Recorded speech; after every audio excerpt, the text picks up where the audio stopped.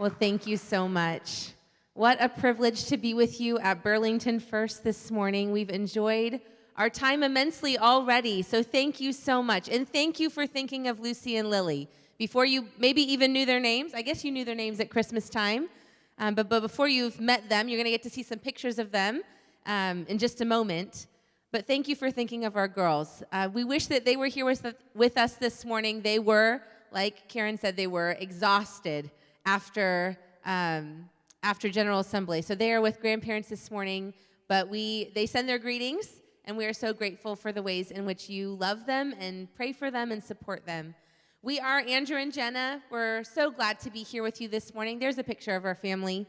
That's Lucy. She's 6, and Lily is 3. Lucy's name is Lucille. It means light, which is an appropriate name for a missionary kid. And Lily's name, I told some of you this morning, she was born on the island of Sri Lanka, and the national flower is the blue water lily. So she's named for the national flower of her birth country. Those are our girls. They're 6 years old and 3 years old. How many of you kiddos are 6? Raise your hand. Any 6-year-olds? Oh, I see a couple. What about a 3-year-old? Do you have any 3-year-olds around? They might be in the nursery. Well, we think that these girls are pretty special, and we think you guys are pretty special, and we're so glad that the kids are with us this morning in the worship service. That's kind of our favorite thing when we get to talk to a big group of people, but we've got those kiddos smiling back at us. We're so grateful that you're here this morning. Andrew and I and our girls have served as Nazarene missionaries. You're missionaries for the Church of the Nazarene since January of 2019, and so 4.5 years have gone by. The COVID pandemic was in there. So it's kind of confusing that somehow 4.5 years have gone by already, but we have served as Nazarene missionaries for 4.5 years, and in 2021, we were assigned to the Australia and New Zealand field. And we have the immense privilege of really going to the bottom of the earth. We just read those words, prayed that prayer, the bottom of the world, close to Antarctica, really. We live down there on the island of New Zealand, and we've got a picture of the world map. If any of you don't know where New Zealand is, this is our map. We don't have the map, sorry. I thought I brought the map, but I forgot the map. You can go find a map afterward or on your on your phone. And we have a picture, or we live there in New Zealand. So the beauty of services like this one, this is a mission service, and you have Nazarene missionaries here with you. And the beauty of a service like this one is that we can learn together, spend some time learning together about missions in the Church of the Nazarene, and we can reflect together on God's faithfulness, not just his faithfulness here in Burlington, but his faithfulness around the world in places like Australia and New Zealand. And I hope this time this morning will be an opportunity for you to reflect on God's faithfulness in your own lives, in his faithfulness in this church, in this community, and that you will learn a little bit about your brothers and sisters in New Zealand and Australia and the ways that God is being faithful there. We learned last night about your corn. We've heard about the corn, and we are so sad that we're here only a few weeks too early. We wish that we could go out and pick the corn with you. I've never picked corn before, and I bet it tastes really delicious too. So next time we'll have to plan better and come at the time when you're harvesting the corn. But we love seeing the corn as we drove in this morning. We met with some of your NMI council last night, and we learned about all the ways in which this church is so faithful in praying for and supporting missions here in your local community and around the world. And we're so grateful. We saw photos of you kids who pack crisis care kits and do some other projects for missions and missionaries around the world. We learned that you have missions lessons each week, and we are just delighted. That is so amazing. I will give you this little tidbit right here. I was called to missions as a 7-year-old. Are any of you 7? Raise your hand. No 7-year-olds in the room? Oh, we've got a 7-year-old. So that missions education, it just delights us. It really warms my heart to hear that that's an emphasis of this church because it's important. I'm a missionary today because people like you all who are investing in these kids invested in me. So thank you for doing that. It's important work. Our goal today is that you would leave this place, having worshiped the Lord, having celebrated and fellowship and community together, but also having learned something about missions in the Church of the Nazarene. That's one of the things that missionaries get the privilege of doing, going around and sharing a little bit about what God is doing in the world. And we hope you leave here feeling a little more connected to your global church family. You have a really awesome thing going here in Burlington, And God is doing wonderful things here, and he's also doing wonderful things around the world. And what a privilege. We just heard from Pastor that we saw those flags, so many flags, so many countries that the Church of the Nazarene is at work in around the world. And so we hope you leave here this morning feeling a little bit more connected to the Church of the Nazarene, your brothers and sisters around the world.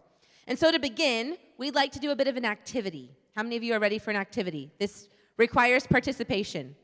So we have a little did you know. I'm not going to call any of you out, but some of you were in Jay's Sunday school class this morning. You told me that your memories might not be all there, but you heard a couple of the answers, so I want to hear some good answers being shouted out. This is a did you know, and it's facts about the New Zealand kiwi. Does anyone know anything about the New Zealand kiwi? It's green. Someone thinks it's green. Anyone else have an idea? It's a bird. Okay. Yes? It has a long beak. It's furry. It can't fly. Some of you have good memories. Okay, so this is kind of the cheeky part about it. There's actually not one New Zealand kiwi, but 3 New Zealand kiwis. So I think we've got the bird covered. Can you think of other New Zealand kiwis?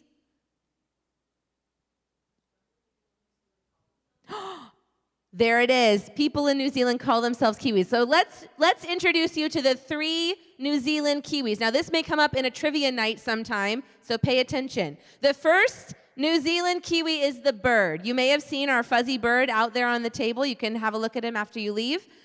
This is the New Zealand kiwi bird. And don't be alarmed, but he is as big or bigger than a chicken. I grew up thinking he was quite tiny. He's not. He is as big as a chicken. And they're a flightless bird. They have very tiny, tiny wings, and they cannot fly.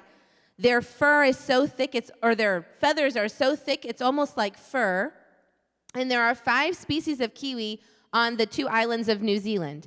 We don't actually see them. People often ask us, do you see kiwis, like as you go around the country? We don't. They're nocturnal, and they're very shy. They like to hide from people. But we have seen them in kiwi preserves. There's a national kiwi hatchery that we took our girls to, where they raise baby kiwi eggs and hatch them and then release them back to the wild. So we have seen the kiwis, but you have to look in a very dark room to see them. So they're quite a shy animal. So that's the first kiwi. That's the national bird of New Zealand. The second kiwi, someone said it was green, and you are right. There is a kiwi fruit. How many of you have tasted kiwi fruit? There, we grow it here in the United States as well, but we grow kiwi fruit of all colors. We actually have red kiwi and gold kiwi and green kiwi and pretty much the colors of the rainbow. The kiwi fruit was named in 1959 there in New Zealand, and it was named after the kiwi bird. Why do you think? Don't read what I wrote there. Because it's brown and fuzzy, right? Just like the kiwi bird. So it was named the kiwi fruit in 1959. Does anyone know what the kiwi fruit, this will come up in trivia. What was the kiwi fruit called before kiwi fruit? Anyone? Okay, I'll give you this one. It's the Chinese gooseberry. It came from China, the Chinese gooseberry. So if you're ever in a trivia night and you need that piece of information, you now have it. They are sweeter. The gold ones are sweeter than the green. Okay, our third kiwi. We had someone up here in the front that knew the answer. The third and final kiwi in New Zealand is the people from New Zealand. The people from New Zealand are called Kiwis. They call themselves that. We call them that. The ones you see here in this picture are wearing the traditional dress of the Maori people, the original inhabitants of New Zealand. Not all Kiwis dress that way, but if you were to go to a place where they were doing the haka or the kapa haka, you might see Kiwis dressed this way. It's the original dress of the Kiwi people. A person from New Zealand is called a Kiwi, and there are about 5 million, just over 5 million Kiwi. It's not a very big country, population-wise. Those 5 million people are spread across 2 major islands, and most of the people live on the North Island, which is where Andrew and I and our girls make our home. We live in Hamilton, New Zealand, which is about an hour south of Auckland on the North Island. We want to share with you a little bit about New Zealand, the context for where the Church of the Nazarene is at work in this place. There are 5 million people, as we've already mentioned, and of those 5 million people, in the most recent census, 38% claimed Christianity. It's probably, I think, a bit less than we would claim here in North America on our census. But what's even more surprising is that almost 50% of Kiwis identify as non-religious. They have no religion. And that makes New Zealand one of the most secular nations in the world. So as we prepared to go to New Zealand for this assignment, that was the context that we knew we were going to, a very secular society, a society, we talked with some of you in Sunday school this morning, a society that sometimes thinks of itself as good without God. Self-reliant people, they have what they need, and for many, almost 50%, they don't choose to participate in any religion. And yet, New Zealand is a place where God is at work. The growth may be slow, relationships take time, and sometimes the church is considered antiquated, it's considered irrelevant, it's considered kind of outdated. Many people, it's something that maybe their great-grandparents attended church back in the day. But New Zealand is a place where God is at work. God is doing his work of redeeming the world to himself. It's a place where the church is responding. The church is planting seeds in their communities of the love of Jesus Christ, and we're confident that we serve a faithful God who will grow those seeds. Andrew's going to come now and share with you a little bit more. Thank you, Jenna. Well, we'd like to share with you a little bit about what ministry looks like in New Zealand. And as Jenna described, New Zealand is a challenging context. It's a very secular culture, and so we've had to think a lot about how to respond appropriately in that context. We are convinced that in a place where growth is slow and where it takes a long time to see results, we are convinced that our job is to be faithful to plant seeds. Our job is to plant seeds regardless of the results. And we are confident that if we are faithful to plant seeds, God will be faithful to grow those seeds. And we're greatly encouraged by Jesus' parable, the parable of the mustard seed. If you have your Bible, open to Mark chapter 4, and we're going to look at verses 30 through 32, where Jesus shares the parable of the mustard seed. This is what Jesus says. Mark chapter 4, verses 30 through 32. Again, he, that being Jesus, again he said, "What shall we say the kingdom of God is like? Or what parable shall we use to describe it?" And then Jesus answers in verse 31, "It is like a mustard seed, which is the smallest of all seeds on earth. Yet when planted, it grows and becomes the largest of all garden plants, with such big branches that the birds can perch in its shade." The parable of the mustard seed may be a very familiar parable to many of you. The parable of the mustard seed appears in Matthew, Mark, and Luke. It's at least 3 times in the Bible. This is just Mark's telling of the story. And elsewhere in the Bible, in Matthew chapter 17, verse 20, Jesus even talks about having faith as small as a mustard seed. Now, what Jesus is saying in Matthew chapter 17 is a little bit different, but I think that Jesus liked mustard seeds. I think that there was something about the smallness of a mustard seed that worked well as Jesus tried to explain kingdom principles. And as I try to think about what is Jesus meaning here in Mark chapter 4, verses 30 through 32, I think Jesus is saying that the kingdom of God is like a mustard seed because it begins small. I think Jesus' point is that small seeds grow and produce mature trees. Big things, mature things, come from small beginnings. I think that's what Jesus is trying to say.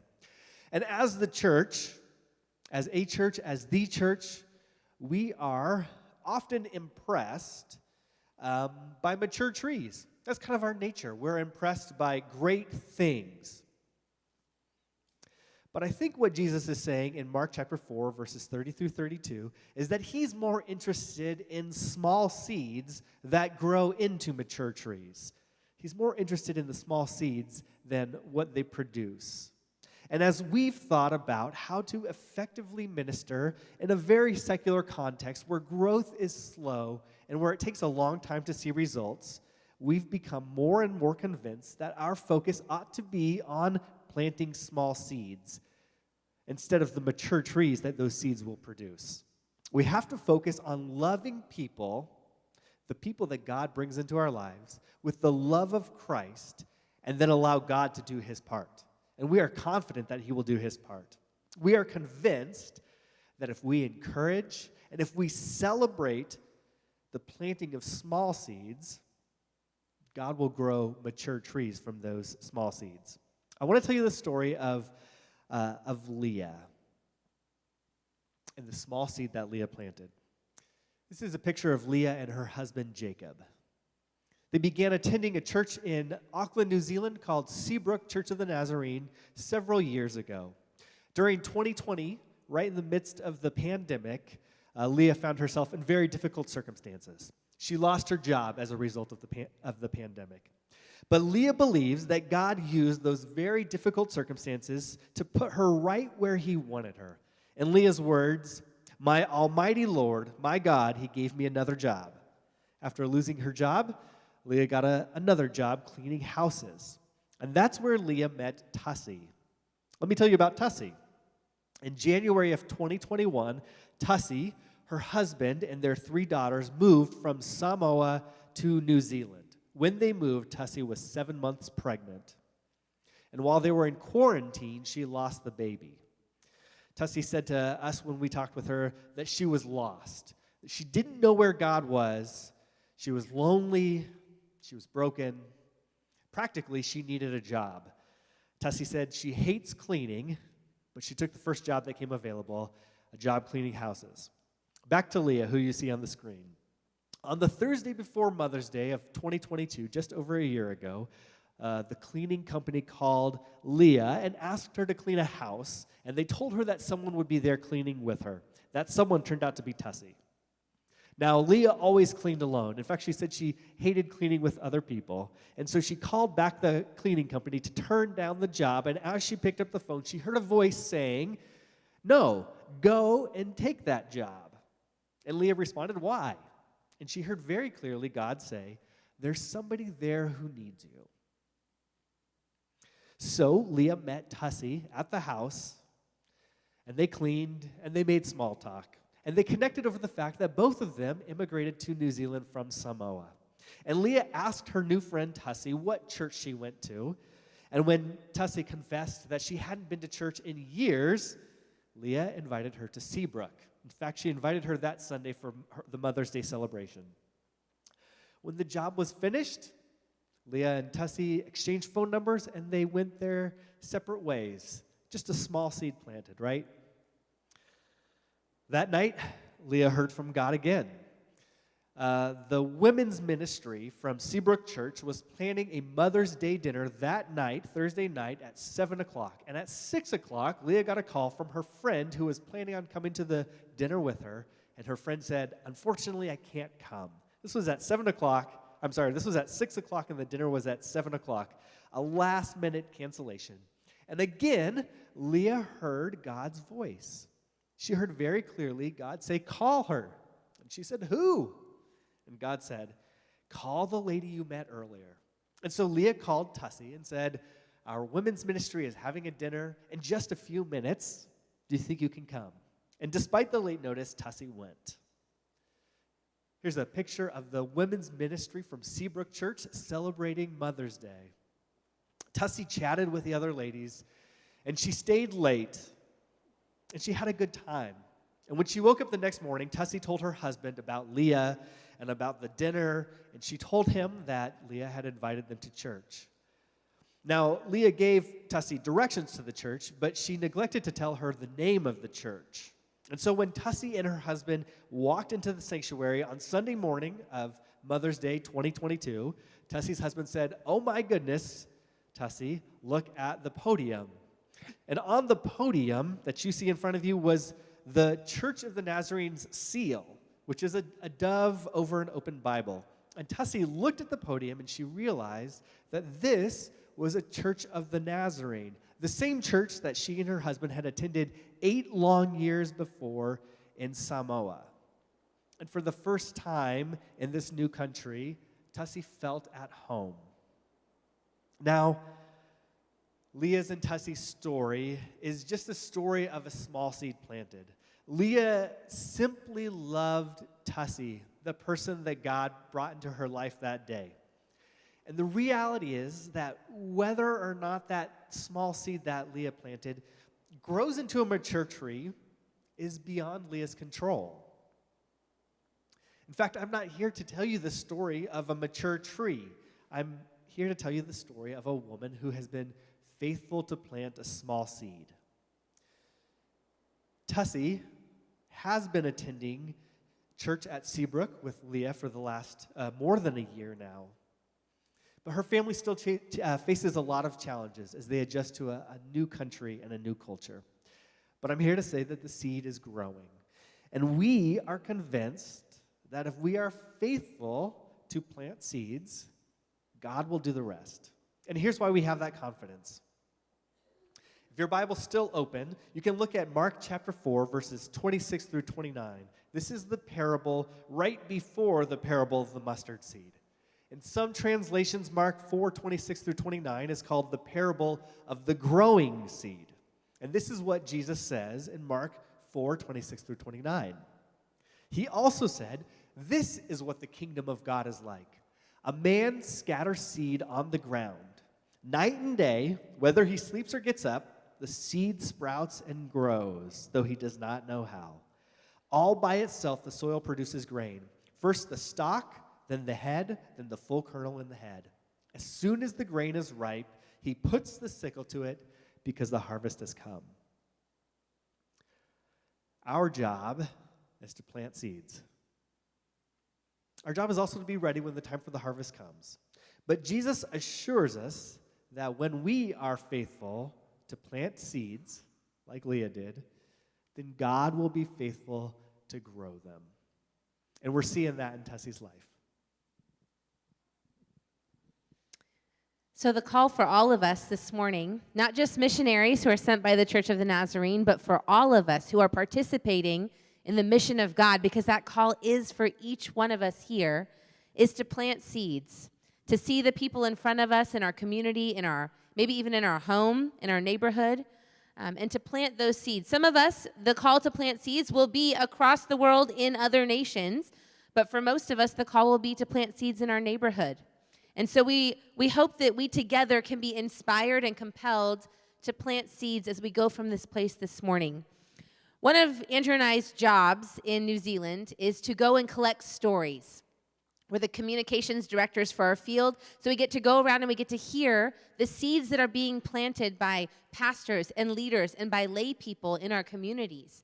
And we have the privilege of listening to those stories, of capturing those stories, sometimes of filming those stories and putting them together so that they can be shared for the edification of the church in Australia and New Zealand, and also the church around the world. And we have one of those stories here this morning that we want to show you, a video that we were able to make with one of the pastors on the New Zealand district about the way that she's been learning to plant seeds in her community. And so this story is about Pastor Shilpa. And Pastor Shilpa is a recently ordained, she was ordained in November of last year. She's recently ordained pastor and church planter in the city of Auckland on the North Island of New Zealand. And she has been learning what it means in her community to plant seeds